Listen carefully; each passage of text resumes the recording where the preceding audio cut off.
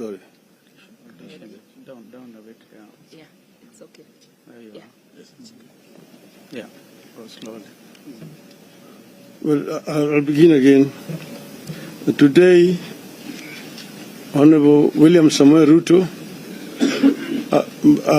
who was my opponent in the last year's elections, has issued what I regard as an important statement since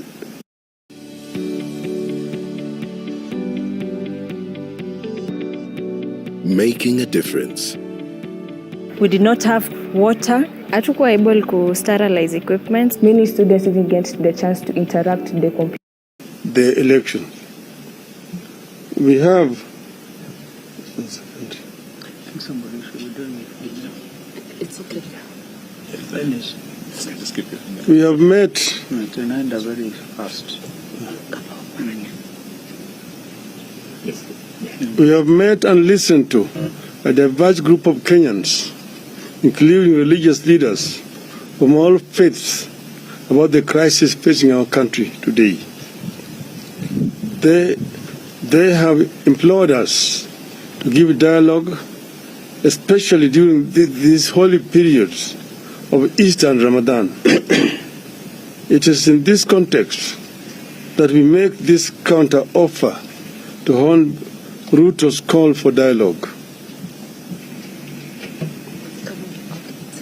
Mr. Ruto has asked me and Azimio to enter into a constitutional, open-ended and binding dialogue with this government to find a resolution to the issues that we in Azimio have raised about the last year's election and the key governance and cost of living issues facing our country.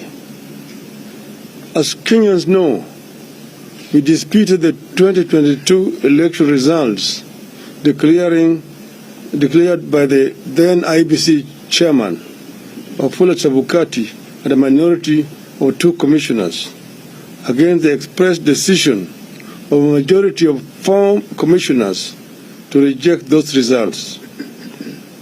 To our consternation, the Supreme Court unfortunately agreed with the IBC. We refuse to accept the ruling of the Supreme Court as biased and lacking in proper jurisprudence. Since then, we have widely consulted with the people of Kenya throughout the width and breadth of this great country of this great country of ours. We have held rallies and more recently demonstrations in Nairobi and elsewhere. We believe that the people of this country understand the danger we face as a country. In our view, elections are sacred because they must represent the true voice of the people. We have raised the key issues that we face as a country, including the electoral injustice, the cost of living, the legitimacy of the IBC, the opening of the server for a forensic audit, the savage attacks on media and innocent civilians by the police, and the viability of our democracy, including buying off of members of parliament. We have said that members of parliament, once elected in political parties, must carry that mandate for the rest of the life of that parliament. I believe that Kenya is today facing its worst crisis in decades, out of which we could recover or go the way of other failed states. As leaders, it is our responsibility in Azimio,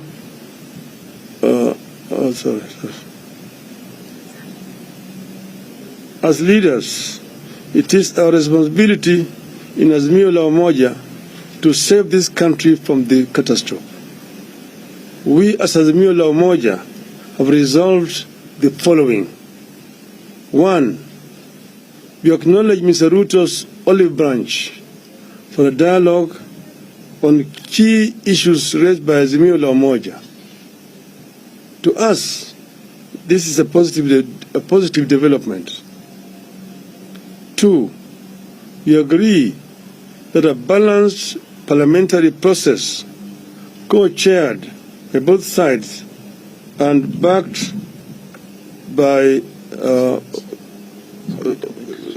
experts from outside,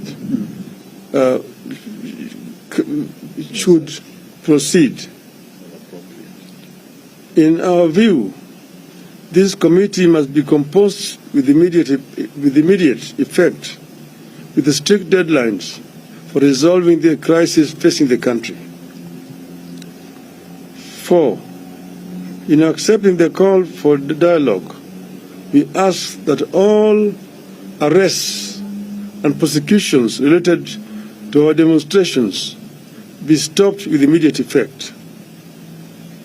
In view of the foregoing, we stand down our demonstrations for Monday, that is tomorrow, April 3rd, 2023.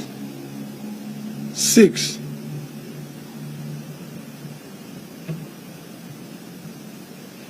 but in doing so, we want to emphasize that the right to assemble, to demonstrate, petition, and to speak are ironclad as provided for in our Constitution.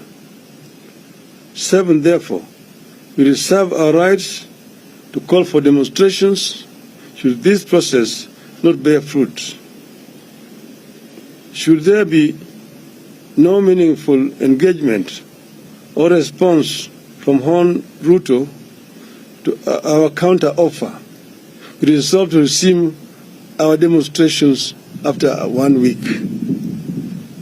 We have said several times that demonstrations, picketing, processions, petitions are enshrined in our Constitution, and therefore they are not criminal. We have also said that we as Azimio have never organized criminals to vandalize businesses of innocent, hardworking Kenyans. This is the work of our distractors. Our distractors have all the times tried to show these demonstrations as being violent and aimed at destroying businesses of other people. We want them to desist from doing so. And we want to underscore the point that demonstrations are a fundamental right of each and every Kenyan. Therefore, we would like to see other organizations, particularly human rights organizations, stand out and condemn these heinous acts which have been committed by the state. There have also been excessive use of force by the police. Police officers are meant to keep